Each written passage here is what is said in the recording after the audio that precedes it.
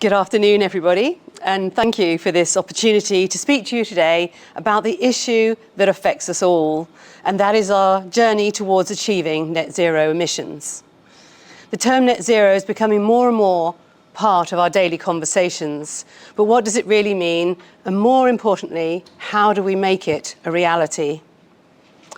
For clarity, net zero refers to the balance between the amount of greenhouse gases we emit into the atmosphere and the amount we remove.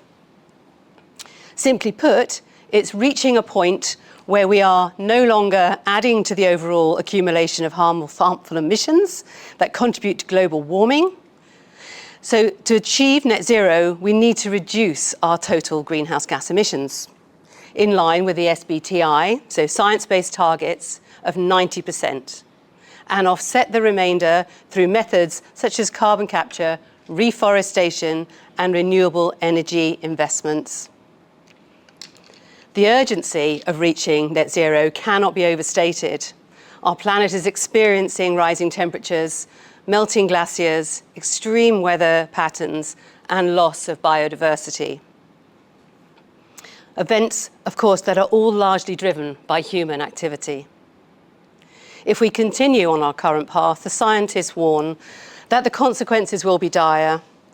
More frequent natural disasters, food and water scarcity, and large-scale displacement of whole communities.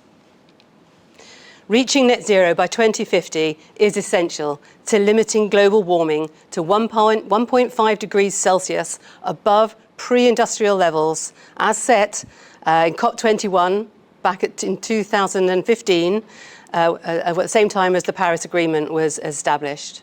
So anything above this threshold increases the risk to our ecosystems, our economies, and our way of life.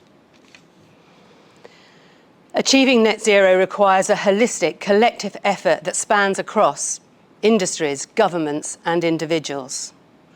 Simply put, we need to move away from fossil fuels, such as coal and oil, and move to solar, wind, and hydropower that provides cleaner, renewable alternatives that can meet our growing energy demands without the environmental toll.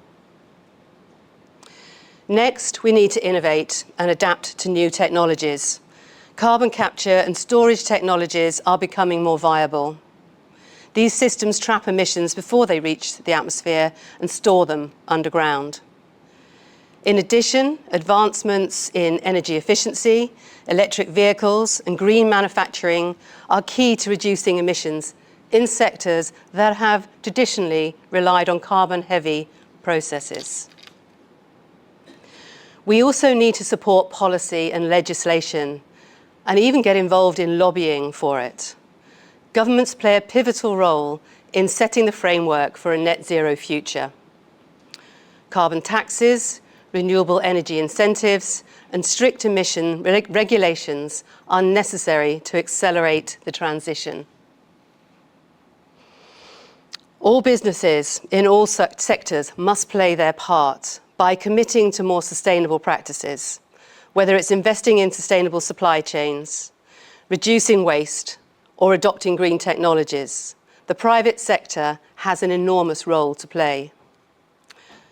And finally, let's not underestimate the power of individual action.